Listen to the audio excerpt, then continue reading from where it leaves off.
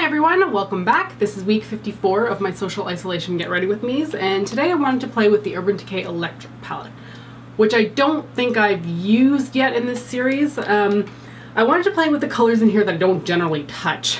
You can see some dips in like the purple and the turquoise up there, but I want to play with like this lime green here and this brighter blue because I always end up defaulting to this darker blue, and I want to try to do something a little bit different for once. Ooh, it is warm in this studio today. Since it's still only March, they obviously haven't turned the AC on in this building. We're in a condo, by the way. And we don't control the temperature switches. That sounds confusing.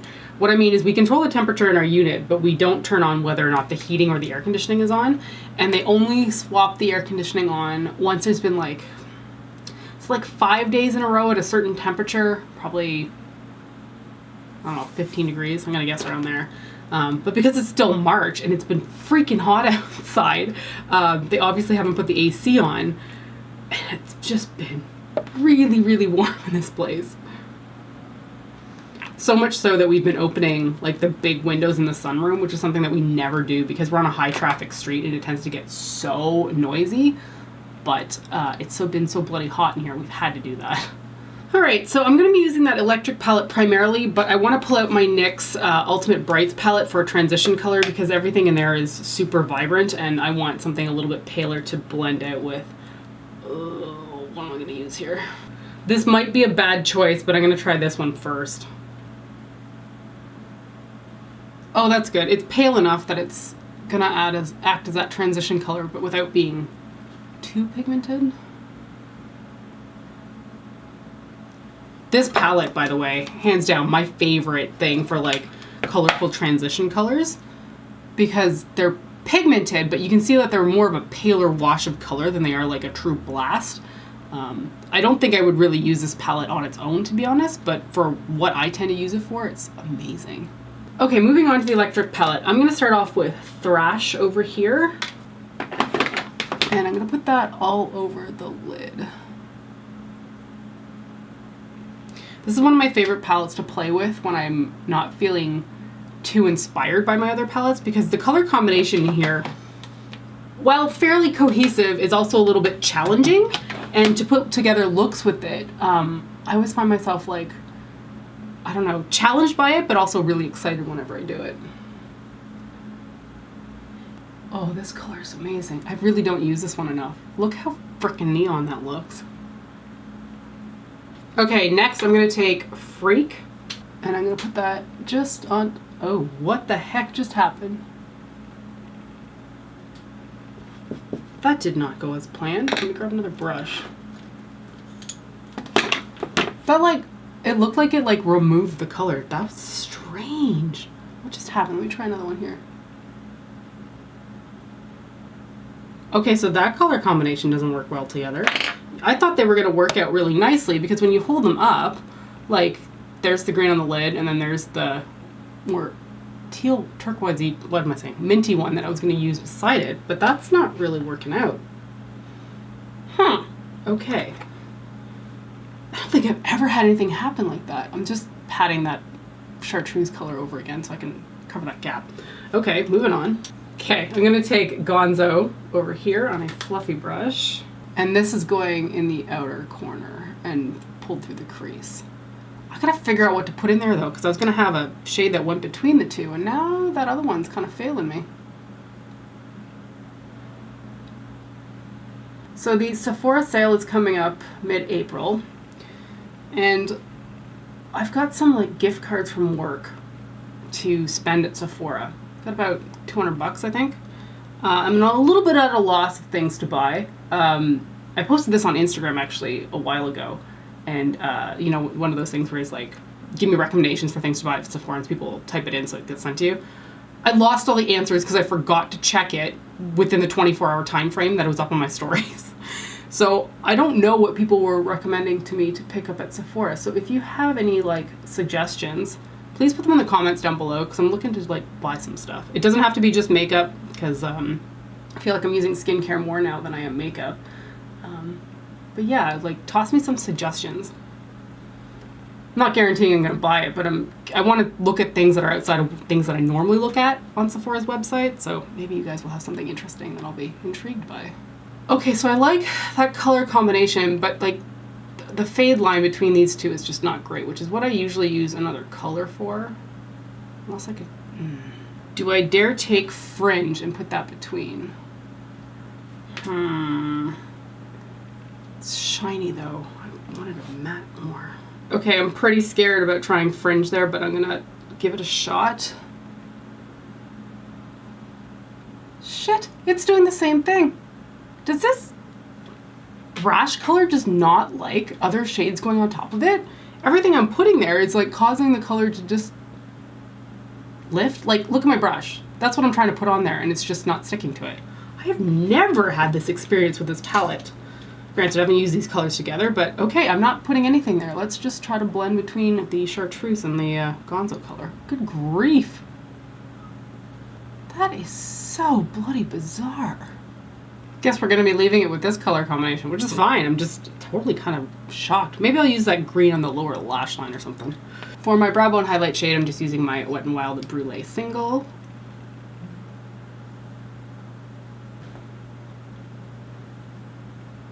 And I'm going to add a big old wing liner with my Physicians Formula Eye Booster.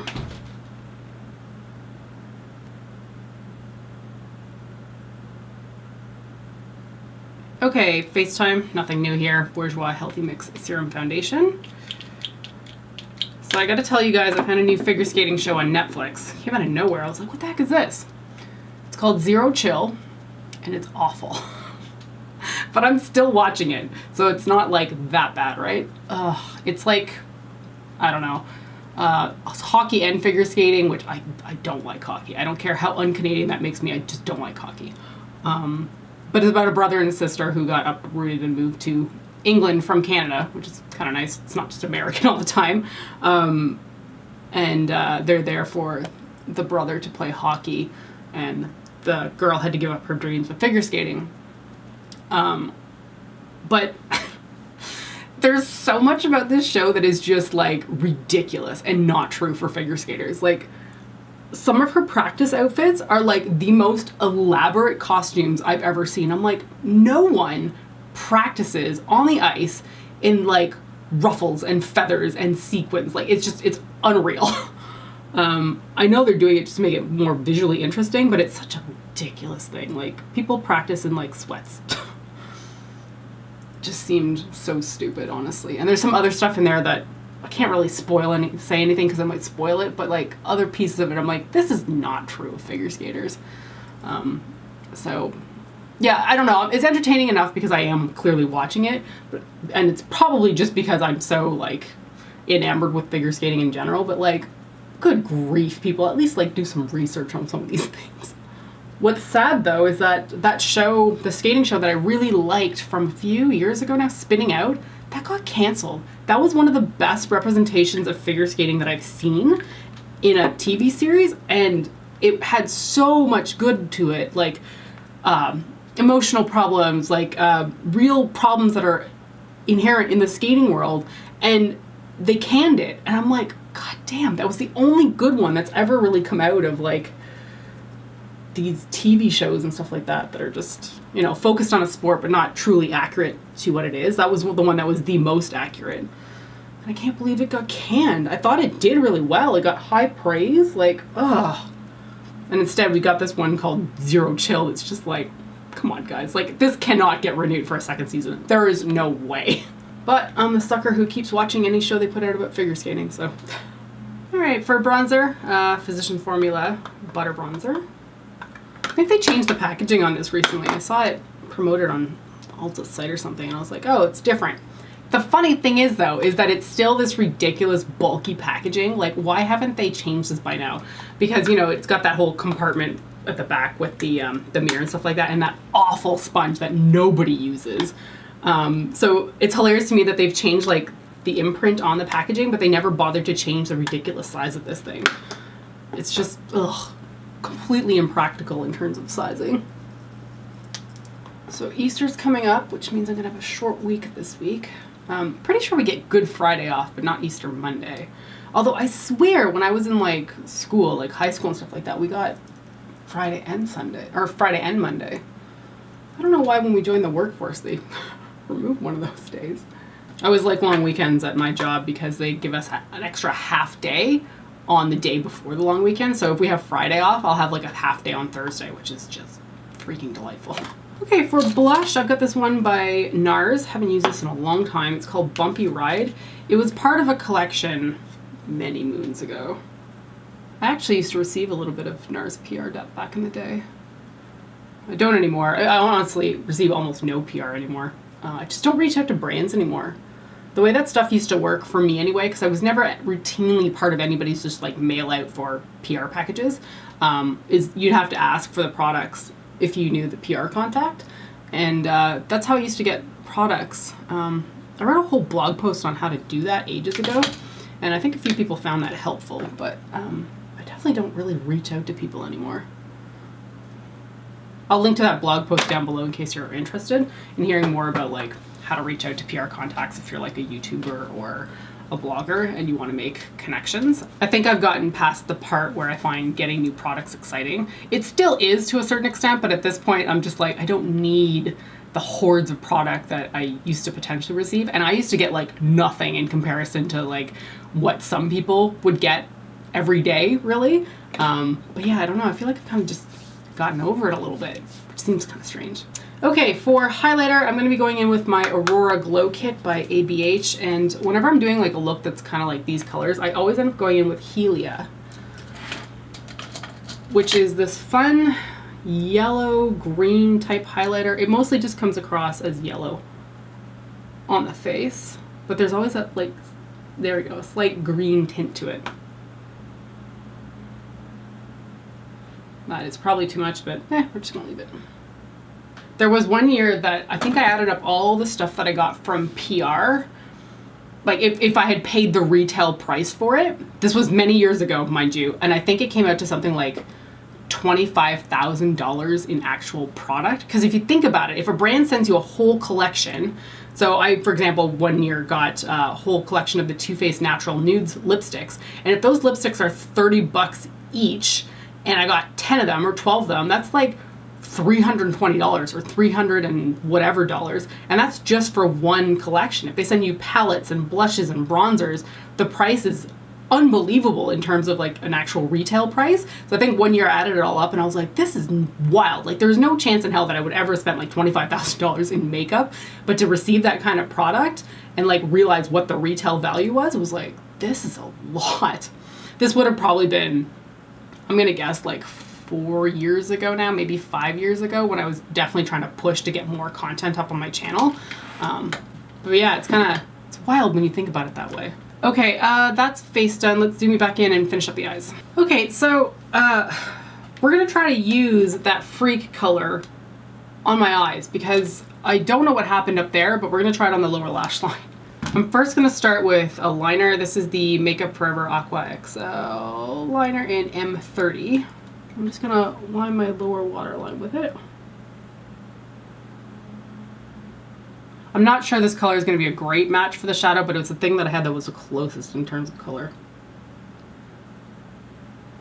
Then I'm gonna go in with my pencil brush into that freak color and line the lash line with it. Huh, it's fine down here. What the hell happened up there? I don't get it. Truth be told, I'm not sure if I actually love it down there. I think to tie it together, I'm going to take some of that Gonzo shade and add that to the outer corner because it looks, to me, kind of disconnected.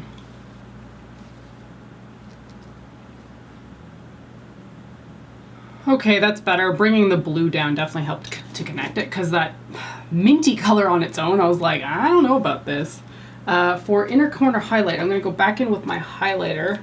Again, the Helia shade, and just put that on the inner corner of my eye because the color will kind of tie everything together. Yeah, there we go. Okay, I think I finished with the eyes. I'm going to put some mascara on, false lashes, brows, and then I'll be right back. All right, that's all done.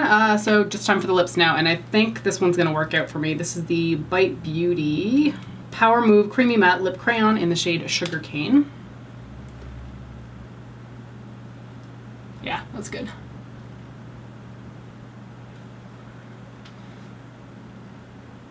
That is a gorgeous lip shade. I really don't think I've worn this one much at all. Ooh, I like. All right, so where's my part? So that is it for week 54 of my social isolation get ready with me's. Love this palette. I mean, I've talked about this quite a bit over the years. I just find it a super inspiring palette. I was a little bit shocked with what happened with Freak. Trying to blend it onto the top of my lid, and it just was like lifting the other colors up. I've never seen that happen before. So that was really bizarre. But I like how Thrash and Gonzo came out, and thankfully those two kind of blended together into each other kind of fine. So yeah, that worked out in the end. So I'm gonna leave you there. Thanks for joining me for week 54. Take care, stay safe, and I will see you next time. Bye.